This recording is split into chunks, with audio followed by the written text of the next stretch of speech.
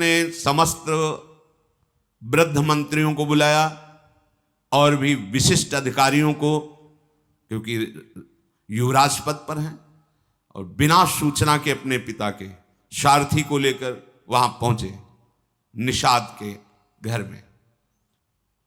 क्या शुल्क रखा है आपने अपनी पुत्री के लिए? जो भी चाहोगे मैं तुम्हें दूंगा, पर मेरे पिताश्री के लिए तुम्हारी ये कन्या चाहिए। महाराज, वो तो स्पष्ट मैंने कह दिया था कि हमारी पुत्री के गर्भ से जो पुत्र होगा वही राज सिंहासन पर बैठेगा। बस अगर ये बात आप पूर्ण कर लें तो निषाद के ऐसा कहने पर समस्त मंत्रियों और राज पदाधिकारियों के सामने कहा कि मैं अपने पिता का मनोरथ पूर्ण करने के लिए ये प्रतिज्ञा करता हूं कि कभी राज सिंहासन पर नहीं बैठूंगा। युवराज पद पर हूं तो जीवन भर सिंहासन की रक्षा करूंगा, और जो तुम्हारी पुत्री से पुत्र होगा वही राज सिंहासन पर, ये मैं प्रतिज्ञा करता हूं। बोले महाराज, ये दोष युक्त हमें इसमें दिखाई दे रहा है, क्योंकि आज तक कोई ऐसा पुरुष पैदा नहीं हुआ कि आपका विरोध सह सके। तो आप तो ऐसा बोल गए, लेकिन जब आप ब्याह करेंगे वो आपका पुत्र पैदा होगा तो उसने तो संकल्प नहीं किया, वो तो मार के गिरा देगा और सिंहासन पर बैठेगा। जब उसे पता चलेगा कि आप युवराज पद पर थे और ऐसा हुआ तो बर्दाश्त नहीं करेगा। महाराज, मुझे डर लग रहा है ऐसा आपके कहने पर भी। इसलिए कन्या पर आपका पूरा अधिकार तभी माना जाएगा जब आप मुझे निर्भय कर देंगे। सत्यवती के हित के लिए राजाओं के मंत्रियों के बीच में आपको वो बात कहनी होगी जिससे मैं निर्भय हो जाऊं। और मैं जानता हूं कि आप कभी हंसी में भी मिथ्या नहीं बोलते, इसलिए आप जो बोलेंगे मैं स्वीकार करूंगा। पर आपका पुत्र सिंहासन का अधिकारी बनेगा तब किसका बस चलेगा? निषाद राज के अभिप्राय को समझकर सत्य धर्म में तत्पर रहने वाले देवव्रत ने अपने पिता का प्रिय करने की इच्छा से बड़ी ही कठोर प्रतिज्ञा की, जो किसी देवता, किसी दैत्य, किसी मानव ने आज तक नहीं की अपने पिता के लिए। उन्होंने कहा, मेरी बात सुनो, जितने दिव्य ऋषि, देवता, अंतरिक्ष के दैवी शक्तियां सब प्रकट होके सुनो। मैं सत्य कहता हूं, पिता के लिए मैं आजीवन ब्रह्मचारी। ये बहुत बड़ी बात है। पिता के लिए मैं आजीवन ब्रह्मचारी रहूंगा, कभी किसी स्त्री को स्वीकार ही नहीं करूंगा, ना राज सिंहासन में बैठूंगा, ना कभी ब्याह करूंगा, ना कभी ब्रह्मचर्य तोड़ूंगा। भीष्म प्रतिज्ञा इसे कहते हैं। समस्त देवी देवता, ऋषि मुनि इसके साक्षी बने कि आज अभी तक तो ब्रह्मचारी है, आजीवन ब्रह्मचर्य रहूंगा, कभी राज सिंहासन पर नहीं बैठूंगा, अपने पिता के सुख के लिए। महाराज, जे ही भीष्म जी ने आजीवन अखंड ब्रह्मचर्य के व्रत की प्रतिज्ञा की, तो बड़े बड़े ऋषि मुनि देवता सब, ततो अंतरिक्ष अप्सरसो देवा सप्त ऋषि गणास तथा अव्यवर्षंत कुसुमैर भीष्मोप्यमिति चाब्रवन। जय हो भीष्म प्रतिज्ञा करने वाले देवव्रत भीष्म की जय हो। आज से तुम्हारा नाम भीष्म पड़ेगा। और पुष्पों की वर्षा ऋषियों ने, देवताओं ने, अप्सराओं ने की। ये भयंकर प्रतिज्ञा आज तक किसी ने नहीं की, भीष्म जी ने। इसलिए आज से तुम्हारा नाम भीष्म पड़ेगा। अब तो कोई शब्द ही नहीं रह गया था। निषाद कन्या से बोले, मां रथ पर विराजमान हुई, रथ पर बैठा करके ले चले। उन सत्यवती जी को जब महाराज शांतन के समीप लाए तो जैसे मछली को जल में छोड़ दे तो नवीन प्राण आ जाते हैं, ऐसे देखकर पर आश्चर्यचकित होकर के बोले, जिसे मैं नहीं ला पाया उसे तुम कैसे ले आए?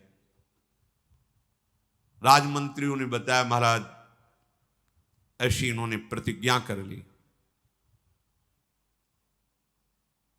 आंखों में अश्रु आ गए शांतनु जी के, मेरे लिए इतना बड़ा त्याग, जाओ मैं आशीर्वाद देता हूं, मृत्यु तुम्हारे वश में होगी, जो त्रिभुवन को वश में रखती है मृत्यु, वो तुम्हारे वश में होगी, जब चाहोगे तब शरीर छोड़ोगे, नहीं चाहोगे तो तुम्हारे शरीर को मृत्यु स्पर्श ही नहीं कर सकती। मृत्यु विजयी स्वच्छंद मृत्यु का वरदान दिया।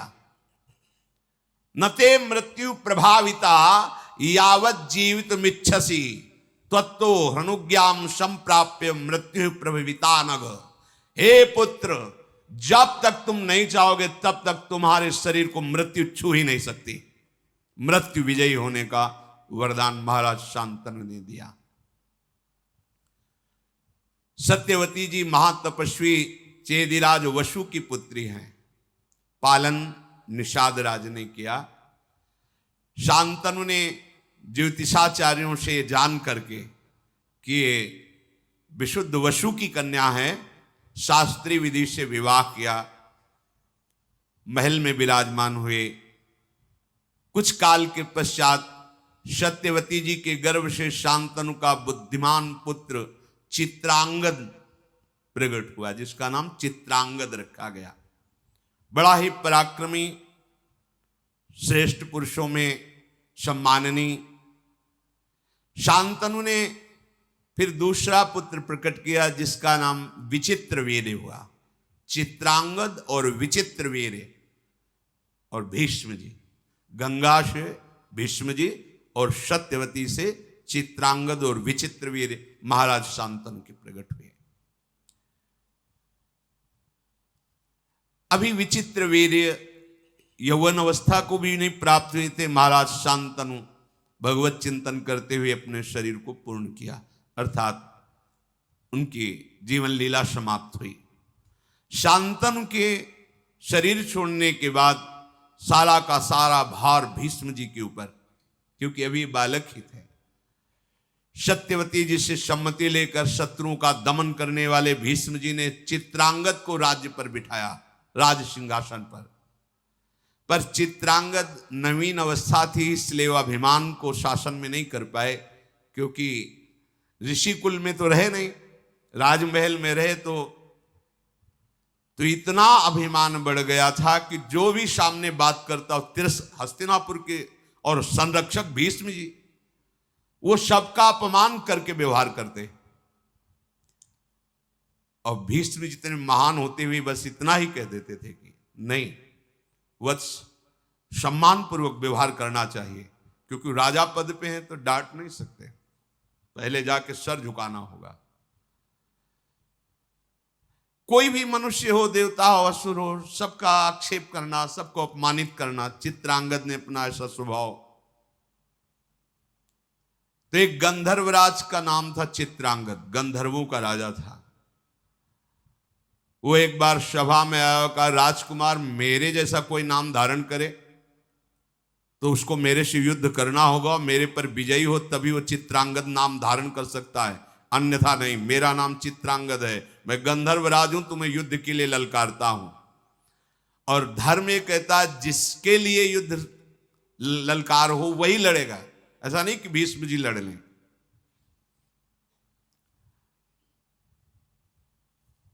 सभा से सम्मति पास हुई और कुरुक्षेत्र में चित्रांगद राजकुमार और गंधर्वराज चित्रांगद का युद्ध हुआ। अब वो माया युद्ध का स्वामी चित्रांगद, जो गंधर्वराज है, मार डाला चित्रांगद राजकुमार को। कुछ नहीं कर सकते, क्योंकि द्वंद्व युद्ध है। ऐसा नहीं कि उसमें बचाव पक्ष या भीष्म जी अस्त्र चला दे, नहीं, धर्म कहता है ऐसा। अगर द्वंद्व युद्ध में जिसको ललकारा गया है और उसने ललकार स्वीकार किए तो वही निर्णय करेगा, वो मारे गए। अब तो हस्तिनापुर में बड़ी शोक की लहर छा गई। चित्रांगद के मारे जाने पर शांतनुनंदन भीष्म जी ने उनकी अंत्येष्टि क्रिया कराई। विचित्रवीर अभी बालक ही थे, पर सत्यवती जी से सलाह करके मंत्रियों से उनको राज सिंहासन पर अभिषेक किया, राजा के पद पर विराजमान किया। भीष्म जी आज्ञा के अधीन रह करके सिंहासन की पूर्ण रक्षा, बैठे केवल वो बालक ही तो हैं। चित्रांगद के मारे जाने पर विचित्रवीर्य अभी बहुत छोटे थे, पर राज्य का भार अर्थात सिंहासन पर उन्हें विराजमान किया गया। भीष्म जी रक्षा करते। अब धीरे धीरे नवकिशोर अवस्था आई। सत्यवती जी ने कहा कि भीष्म, इनके ब्याह की व्यवस्था तुम्हें करनी पड़ेगी, क्योंकि प्रायः ये बात थी कि निषाद कन्या से महाराज शांतनु ने ये पुत्र प्रकट किए। तो जैसे कोई बड़े बड़े राजा लोग स्वयंवर करते तो प्रायः निमंत्रण आदि के लिए। भीष्म जी से सत्यवती जी ने कहा कि इनके ब्याह की व्यवस्था करनी होगी। गुप्तचरों ने बताया कि काशी में स्वयंवर की रचना हो रही है। काशी राज की तीनों कन्याएं स्वयंवर में वर का वरण करेंगी। भीष्म जी ने माता सत्यवती से कहा कि मुझे ही जाना पड़ेगा। आज्ञा ली। महारथियों में श्रेष्ठ शत्रु विजयी भीष्म अकेले सारथी को लेकर के वाराणसी पहुंचे और स्वयंवर सभा में जब प्रवेश किया तो बहुत से राजा बैठे हुए थे। सब देख के तालियां बजा के हंस दिए, वाह बाल ब्रह्मचारी। अब ब्याह का मन हुआ है, क्योंकि स्वयंवर में तो वही आएगा जिसका ब्याह का। अरे भाई, हम तो बड़ा सम्मान करते थे कि शांतनु नंदन भीष्म की अमोघ प्रतिज्ञा है, और ये क्या हुआ? ये तो यहां स्वयंवर में ब्याह करने के लिए आ गए और खूब हंसी मजाक राजाओं ने। जब ऐसी हंसी उड़ाने लगे तो भीष्म जी बड़े धर्मात्मा थे। कहा कि तुम लोगों की निर्लज्जता से हमें कोई फर्क नहीं पड़ता है, तुम व्यर्थ में उपहास मत करो। मैं हस्तिनापुर सिंहासन की तरफ से आया हूं। महाराज विचित्रवीर के लिए इन कन्याओं को स्वयंवर से अपहरण करके ले जाऊंगा। तुम में जिसकी सामर्थ्य हो, तो मैं हस्तिनापुर की तरफ से हूं। मैं अपने लिए स्वयंवर में नहीं आया, मैं हस्तिनापुर सिंहासन की तरफ से आया हूं। सिंहासन में विराजमान महाराज विचित्रवीर के लिए इन कन्याओं को मैं बलपूर्वक अपहरण करके ले जाऊंगा। तुम में जिसकी सामर्थ्य हो, मुझसे युद्ध करे। मैं धर्म के अनुसार हर कार्य करता हूं। सभा में भीष्म जी ने कहा, कई प्रकार के विवाह होते हैं जिनको मुझे पता है। मैंने धर्मशास्त्रों का गुरुजनों से स्वाध्याय किया है। कन्या को यथाशक्ति वस्त्राभूषणों से विभूषित करके गुणवान वर को बुलाकर उसे कुछ धन देकर उसके साथ ब्याह करना, ब्राह्मणों की उपस्थिति में उसे ब्राह्म विवाह कहते हैं। और धन नियत करके कन्यादान करना, धन ले करके कन्यादान करना, उसे आसुर विवाह कहते हैं। बलपूर्वक कन्या का अपहरण करना, उसे राक्षसी विवाह कहते हैं। और वर और कन्या की ही परस्पर केवल अनुमति से विवाह होना गांधर्व विवाह कहलाता है। अचेत अवस्था में पड़ी हुई कन्या को उठा ले जाना और विवाह कर लेना, उसे पिशाच विवाह कहते हैं। कुछ लोग वर और कन्या को एकत्र करके स्वयं उनसे प्रतिज्ञा कराते हैं कि हम दोनों गारस्थ धर्म का पालन करेंगे। फिर कन्या का पिता दोनों की पूजा करके अलंकार युक्त कन्या का वर के लिए दान करता है। ये प्राजापत्य विवाह कहलाता है। कुछ लोग आर्ष विधि करके ऋत्वज को कन्या देते हैं। इस प्रकार विवाहित होने वाले दैव विवाह की रीति से वो पत्नी प्राप्त, इसे दैव विवाह कहते हैं। ये 8 प्रकार के विवाह का वर्णन मैंने किया। मुझे धर्म का ज्ञान है। क्षत्रिय स्वयंवर की प्रशंसा करते हैं और स्वयंवर में बलवान राजा जबरदस्ती उन राजकुमारियों का अपहरण करके ले जाए, ऐसी विधान है। इसलिए धर्म के अनुसार मैं इन कन्याओं का अपहरण करता हूं अपने महाराज विचित्रवीर के लिए। ऐसा नहीं कि धर्म के विरुद्ध आचरण का। भूमि पालो, तुम लोगों की भुजाओं में यदि बल हो तो मुझे पराजित करो और इन कन्याओं को छीन लो। केवल हंसी मजाक करने से बात नहीं होती। मैं युद्ध के लिए संपूर्ण राजाओं को एक साथ निमंत्रण देता हूं। इन 3 कुमारियों को बैठा लिया, अब जिसकी भुजाओं में बल हो, मैं अकेले हूं, छुड़ा लो। भीष्म जी की बात सुनकर जितने वहां कन्या को प्राप्त करने के लिए राजा राजकुमार आए थे,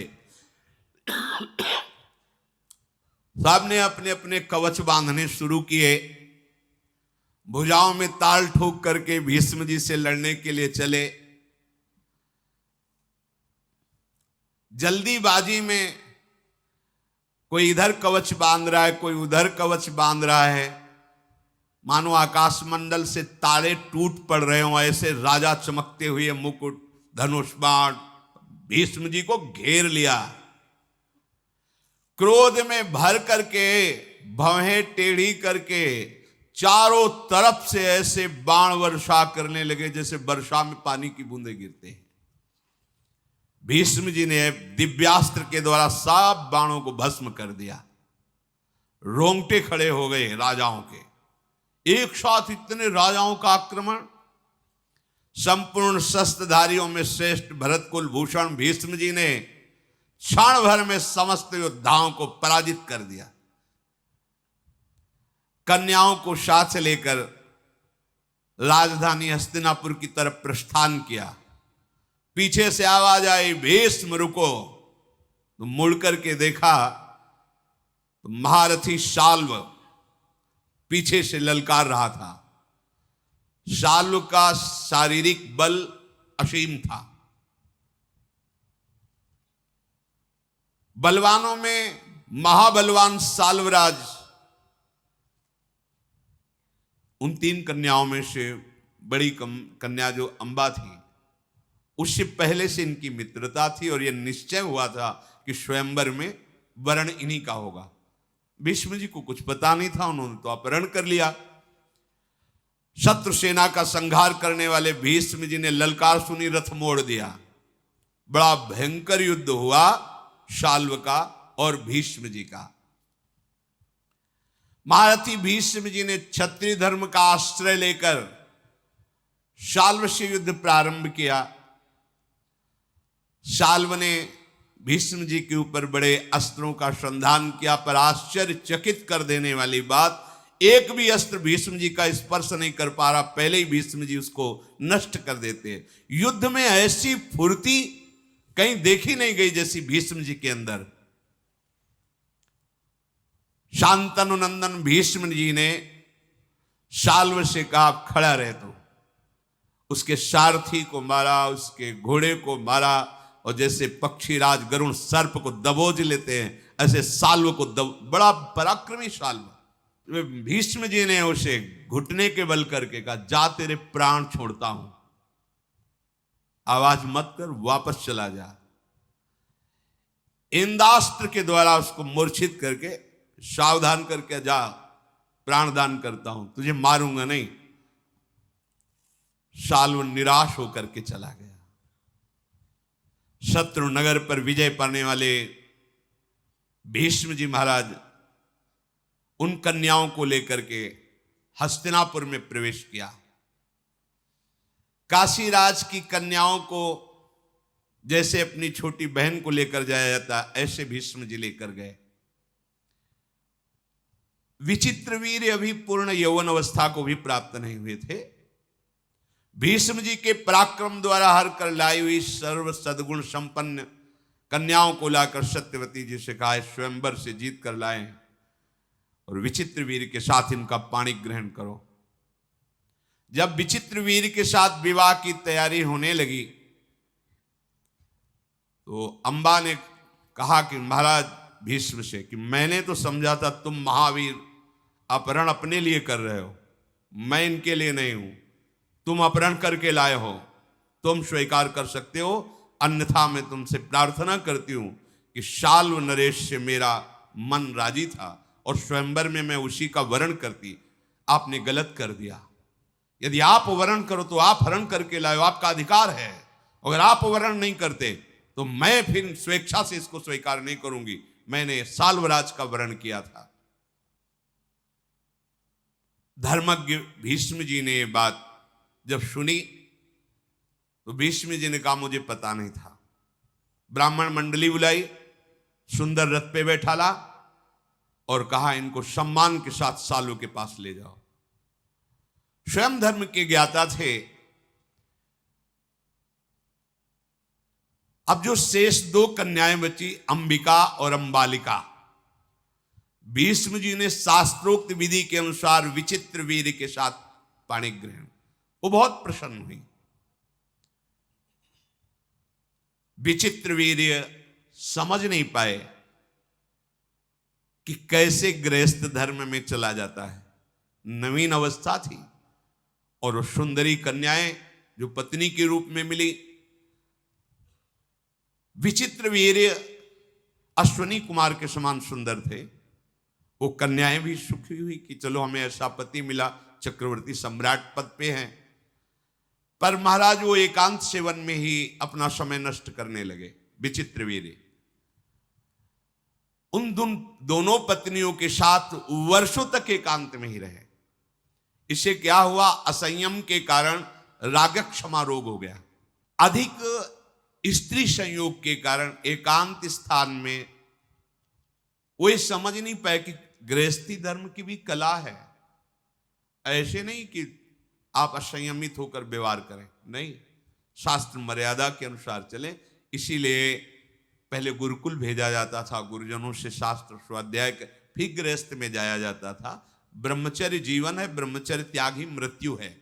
जो ब्रह्मचर्य का खिलवाड़ करते हैं गृहस्थ धर्म में, ऐसा नहीं कि आप जैसा चाहो वैसा बर्ताव करो, ऐसा नहीं, एक संयम है।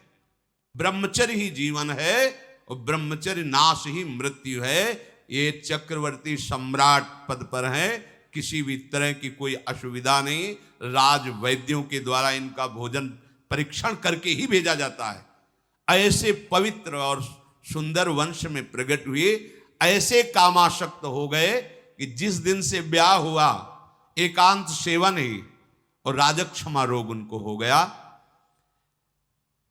अब तो बड़े विश्वसनीय वैद्यों ने पूरी चेष्टा की राजक्षमा निवारण की, पर नहीं हो पाई। देखो, एक मन अन्न पाने पर 40 किलो सब भोजन, जब 40 किलो भोजन हमारा लीवर पचाता है तो एक बार संतान उत्पन्न करने योग्य ब्रह्मचर्य पुष्ट होता है, एक बार। अब जो मनमानी आचरण कर रहे हैं, अब आप इसी से अनुमान लगा दी, फिर हड्डियों से भी सब, फिर वो दुर्दशा अभी नहीं समझ में आएगी, यौवन अवस्था है, आगे चलकर समझ में आएगी। जीना मुश्किल हो जाएगा। मन शांत तन शांत। देखो ना, वैद्यों ने बहुत उपाय किया पर नहीं हो पाया। यौवन अवस्था आते आते महाराज का जीवन सूर्यास्त हो गया। विचित्र वीर्य पधार गए, हाहाकार मच गया, क्योंकि चित्रांगद को गंधर्वराज चित्रांगद ने मार दिया और विचित्र वीर कामाशक्ति में पधार गए। सिंहासन पर बैठने वाला कोई नहीं। गंगानंदन भीष्म जी ने अंत्येष्टि क्रिया की और शोक में डूब गए। अब क्या होगा?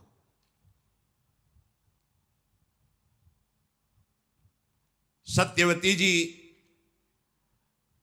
भीष्म जी से कहा,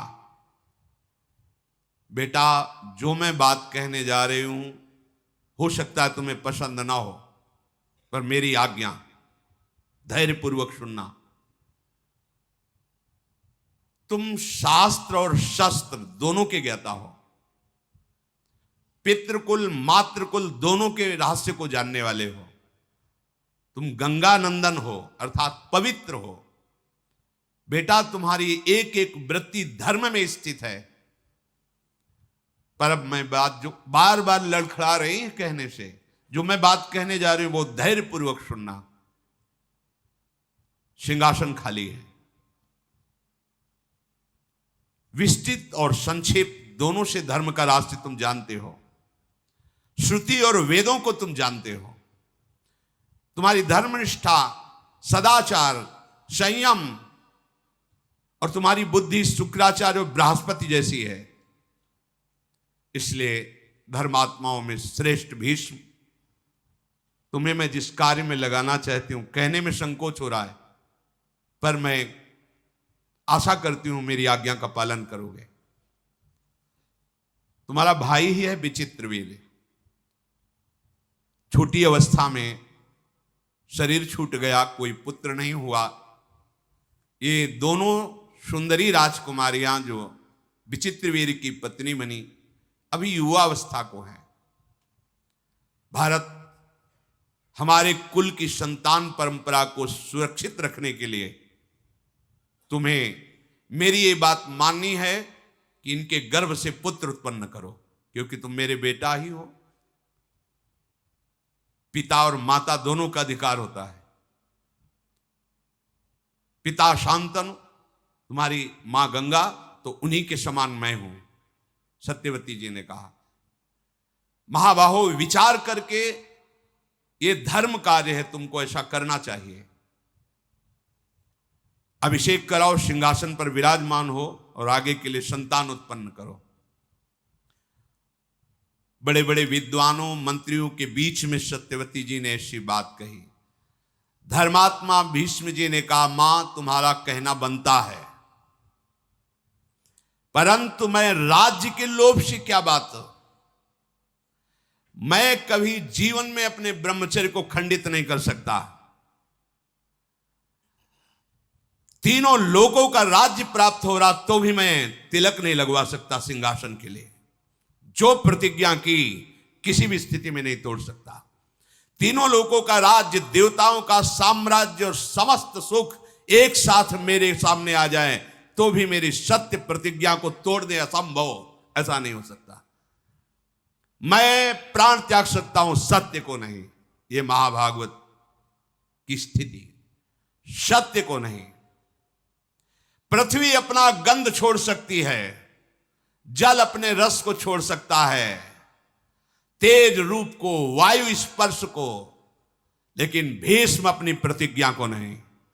सूर्य की गति बदल सकती है, अग्नि शीतल हो सकता है, चंद्रमा शीतलता का त्याग कर सकता है, इंद्र का पराक्रम फीका पड़ सकता है, धर्मराज धर्म की उपेक्षा भी कर दे तो भी भीष्म अपनी प्रतिज्ञा को कदापि नहीं तोड़ेगा।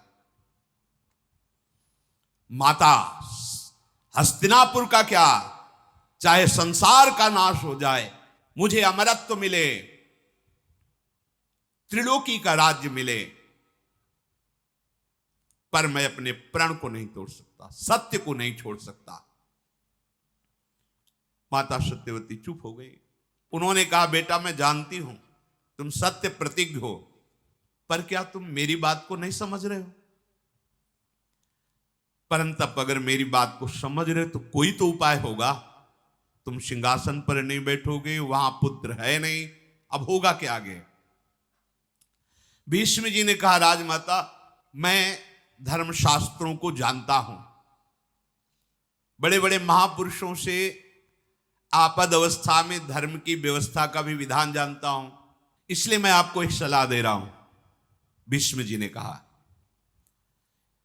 महाराज शांतनु की परंपरा को चलाने पर धर्मयुक्त सिंहासन में अधिकारी बैठे, इसके लिए मैंने शास्त्रों में जो व्यवस्था पढ़ी है वो आपको कह रहा हूं।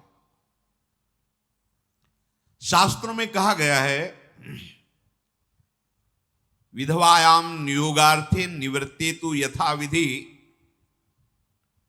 गुरुवच्च स्नुषावच्च वर्ते आताम परस्परम। विधवायाम नियुक्तस्ते घृताक्तो वाग्यतो निशि एक मुत्पादेत पुत्रम न द्वितीयम कथंचन। तपस्वी ब्रह्म ऋषि के द्वारा वो बीभत्स रूप बनाकर दुर्गंध युक्त शरीर को करके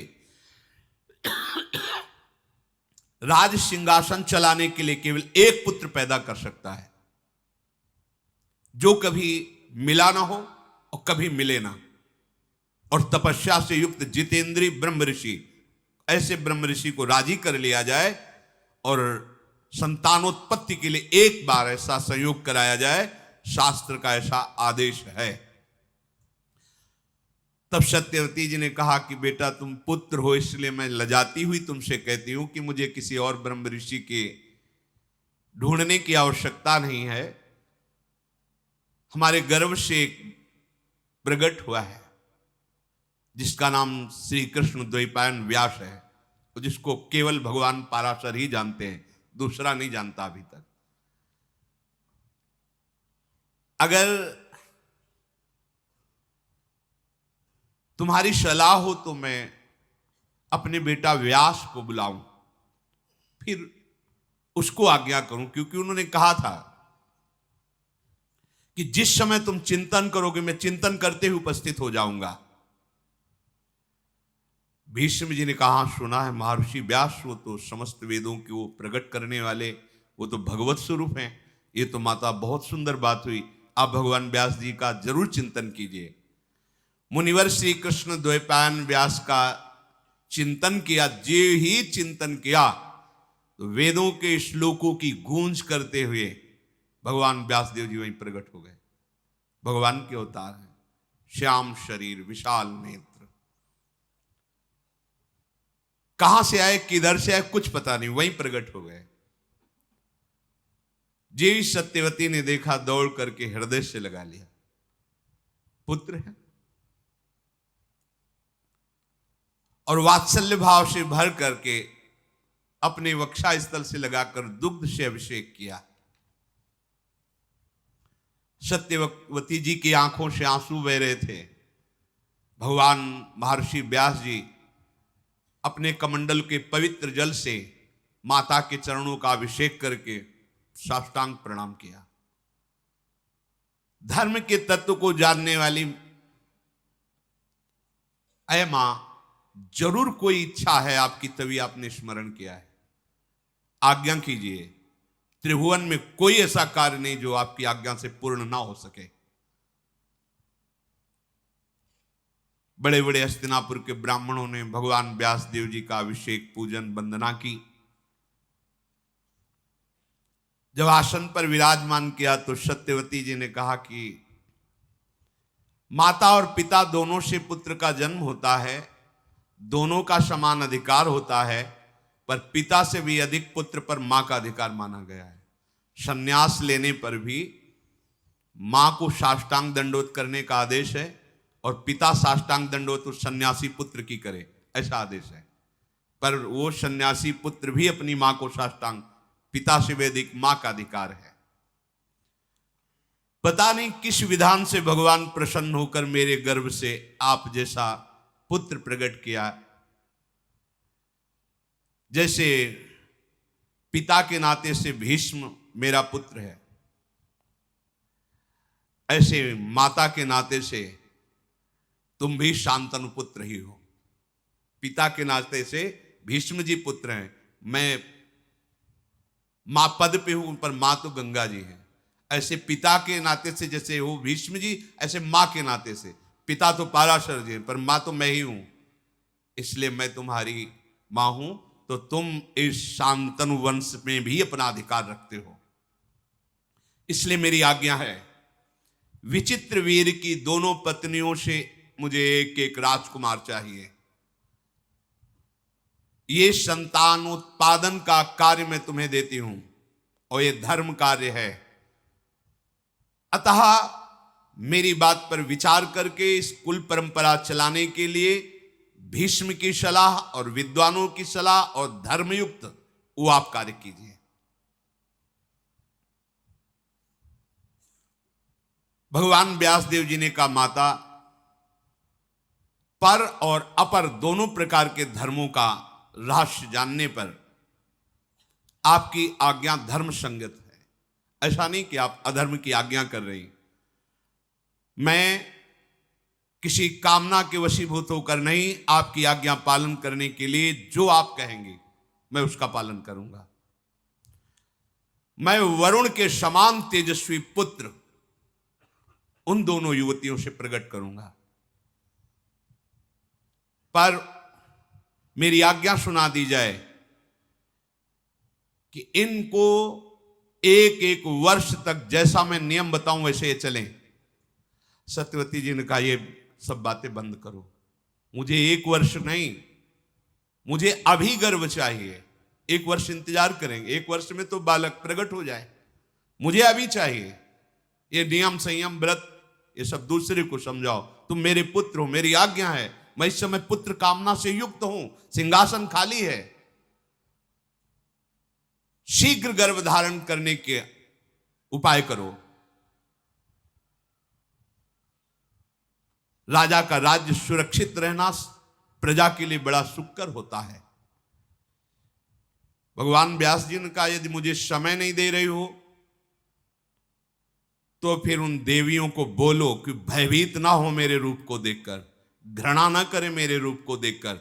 मैं ऐसा भयावना रूप रखकर उनके सामने जाऊंगा, बस उनको फिर या तो संयम में रहे जो नियम व्रत बताएं, और अगर नहीं अभी तो फिर मेरा ऐसा स्वरूप होगा कि वो भय न धारण करे। मेरे गंध, मेरे रूप, मेरे वेश और मेरे शरीर को देखकर भयभीत होना, घृणा करना, ये सब आएगा, पर वो ऐसा ना करें, आप संभालो।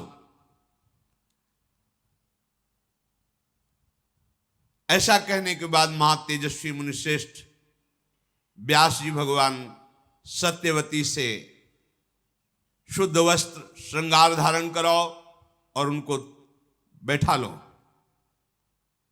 सत्यवती जी ने अंबिका बालिका को पुष्ट किया कि हमारे ही पुत्र हैं, भगवान व्यास देव जी हैं, सामने आएंगे, तुम्हें भयभीत नहीं होना, तुम्हें घृणा नहीं करनी, उनका इतना विभत्स रूप बना के आएंगे।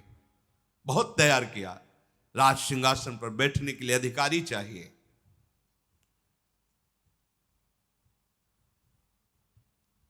तुम इस भरत वंश का उद्धार करने के लिए इतना मन में हिम्मत रखना कि भगवान व्यास जी के प्रति कोई घृणा भाव या भय भाव ना आने पावे। धर्म का आचरण करने वाली सत्यवती जी ने अपनी वधुओं को तैयार किया। भगवान व्यास देव जी पधारे, सत्यवती फिर गई और कहा सावधान, भयभीत मत होना, घृणा मत करना। भीष्म आदि बड़े बड़े सब महारथी पवित्र ब्राह्मण जन सब भगवत चिंतन कर रहे हैं कि भगवान राज सिंहासन के योग्य जो पुत्र चाहिए वो भगवान व्यास देव जी की कृपा से वो भयभीत ना हो जाए। सत्यवादी भगवद अवतार महर्षि व्यास जी अंबिका के महल में गए, शरीर से दुर्गंध फैला दी। जैसे ही प्रवेश करें दुर्गंध पूरे महल में उनके शरीर से, ऐसा घृणित घी ये सब ऐसे लगा कि दूर से ही घृणा पैदा। वो राजकुमारियां, ऐसा भयावह रूप, बस केवल दीपक का प्रकाश, कोई और प्रकाश नहीं। दीप वैसे ही कृष्ण वर्ण, श्याम वर्ण, वैसे ही बीभत्स रूप। व्यास जी के शरीर का रंग, उनकी जटाएं, आंखें दीपक किलो में पिंगल वर्ण की तेजस्वी आंखें चमक रही, दुर्गंध वैसे ही आ रही। वो भयावह रूप देख करके भय से युक्त होकर के अंबिका ने आंखें बंद कर ली। व्यास भगवान बाहर निकले। सत्यवती जी ने आकर पूछा, बेटा अंबिका को गर्भधारण होगा, उनके राजकुमार होगा? तो उन्होंने कहा, माता 10,000 हाथियों का उसकी भुजाओं में बल होगा, बड़ा विद्वान होगा, राजर्षियों में श्रेष्ठ होगा, परम सौभाग्यशाली होगा, महापराक्रमी होगा, अत्यंत बुद्धिमान होगा, पर आंखों से अंधा होगा। क्योंकि भयवश कहा था भयभीत मत होना, वो रूप ही बना के गए थे और संकल्प किया। महापुरुषों में बड़ी सामर्थ्य होती है, जिनके संकल्प से अनंत ब्रह्मांडों का सृजन होता है। तो 2 गर्भों को धारण कराना कौन सी बात होती। पर वो सामने जेवी गए, भयभीत होकर आंख मूंद ली तो बताया सब होगा पर अंधा होगा। व्यास जी की बात सुनकर माता ने कहा कि कुरुवंश का राजा अंधा, ये उचित नहीं है। नहीं नहीं, ऐसा नहीं। देखो, जब तुम हमारी कामना की पूर्ति के लिए आए हो तो तुम दूसरा पुत्र प्रकट करो जो राजा के योग्य होना चाहिए। भगवान व्यासदेव जी अंतर ध्यान हो गए। कुछ समय बाद पुत्र प्रकट हुआ जो आंखों से अंधा, शरीर से अष्टपुष्ट। सत्यवती जी ने भगवान व्यासदेव जी का चिंतन किया, कहा नहीं नहीं नहीं, बिल्कुल नहीं, हमें पुत्र चाहिए जो सिंहासन के योग्य हो। फिर व्यास जी को तैयार किया और दूसरी, क्योंकि शास्त्रीय विधान एक ही बार पुत्र प्रकट करने का, दूसरी पत्नी को जो विचित्र वीर की थी तैयार किया। महर्षि फिर उसी रूप में सामने गए, वो भयंकर नेत्र तेज पीली पड़ गई, पूरा शरीर एकदम भयवश एकदम पांडुवर्ण पीली, कांतिहीन पांडुवर्ण की हो गई, आंखें तो खुली रखा, भयभीत विषादग्रस्त। भगवान व्यासदेव जी बाहर आए, सत्यवती जी ने पूछा, बेटा बालक? हां, बलवान होगा, नेत्रवान होगा, पर पांडुरोग से ग्रसित होगा, पांडुरंग का ही होगा। अब क्या करें? इसका नाम पांडु होगा। और भगवान व्यासदेव जी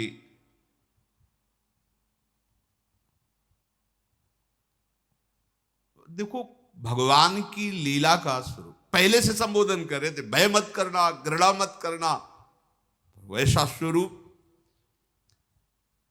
सत्यवती जी ने भगवान व्यासदेव जी से कहा, एक और पुत्र प्रकट कर दो। तो उनका मां धर्म के विरुद्ध नहीं, तो उनका बेटा, मां का आदेश सब धर्मों के ऊपर होता है। समझो मेरी बात, मां का तो इतनी सामर्थ्य होती है ना, वो सर्व धर्मों को प्रकट करने वाली है, इसलिए तुम मेरी बात मानो। महर्षि ने कहा, यद्यपि एक ही पुत्र का शास्त्र आदेश करता है, दो पत्नियां थी, दोनों के पुत्र हो गए, पर आप अपने मातृ धर्म के बल पर हमें आदेश करती हैं, तो तथास्तु, हमने वचन दिया जैसी आप आज्ञा करोगी वैसा हम पालन करें। बड़ा बल होता है माता की आज्ञा में। भगवान शंकराचार्य जी जब सन्यास लेने के लिए, माता की अनुमति के बिना सन्यास नहीं लिया जाता। जाओ, वो भले दुखी मन से कहे, पर उसकी शब्दावली होनी चाहिए, आज्ञा होनी चाहिए। माता ने आज्ञा ही नहीं दी, तो भगवान शंकराचार्य जी ने एक लीला रची। गंगा स्नान करने गए तो माया से मगरमच्छ प्रकट कर दिया। वो भगवान शंकराचार्य जी को बोले, माँ माँ मगरमच्छ खा रहा है। आओ भयो वृद्धा थी, उनका बेटा कैसे बचोगे? बोले सन्यास के लिए हाँ कह दो तो ये छोड़ देगा। बोले हाँ ले लेना बेटा सन्यास। मगरमच्छ अंतर्ध्यान, अनुमति हो गई। बाहर निकले, उनका बेटा हमारी आज्ञा है, कोई दूसरा है नहीं। जब शरीर पूरा हो तो अंत्येष्टि क्रिया तुम्हारे हाथ से होनी चाहिए। बोले वचन दिया। तो आद्य गुरु भगवान शंकराचार्य जी की जब मां पधारी तो दंड अपने शिष्यों को देकर अंत्येष्टि क्रिया अपनी मां का बहुत बड़ा स्थान होता है। महर्षि भगवान व्यास देव जी ने तथास्तु, जैसा तुम चाह रही हो वैसा ही करेंगे। अंबालिका ने समय आने पर पांडुवर्ण के पुत्र को जन्म दिया, जो दिव्य कांति से उद्भासित हो रहा था।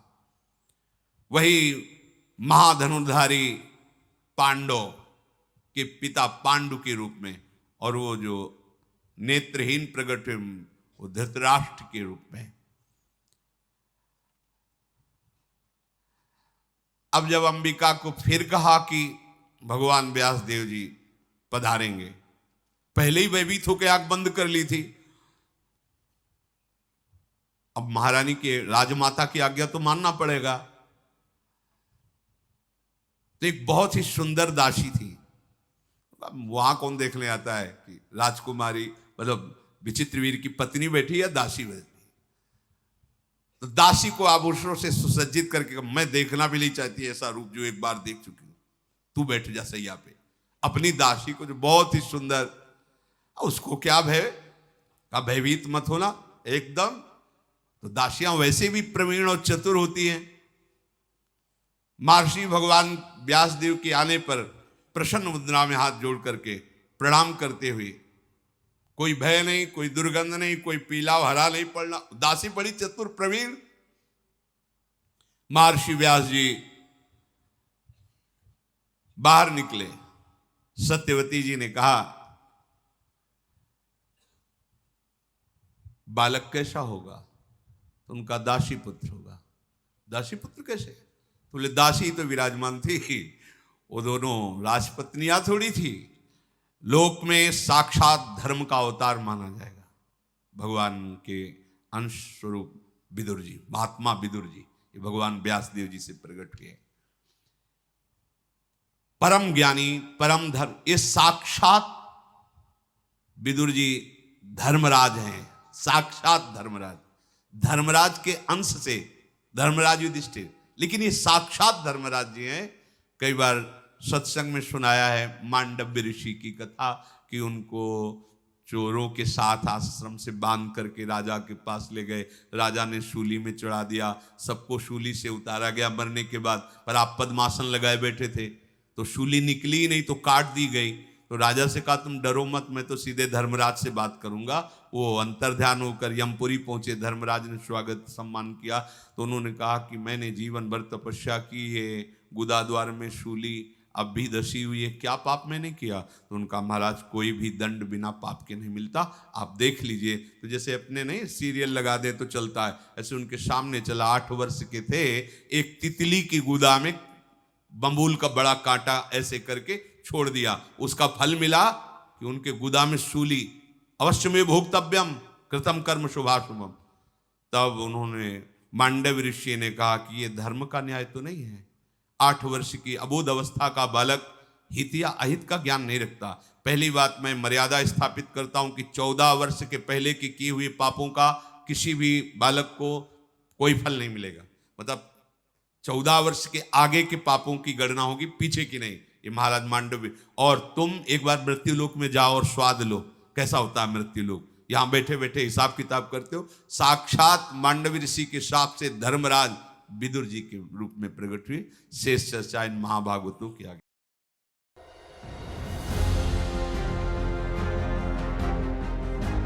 ये दुखी हो, ये परेशान हो, तब चूंकि भजन है गया उसको परेशान करना शुरू कर दिया, पचा नहीं भजन।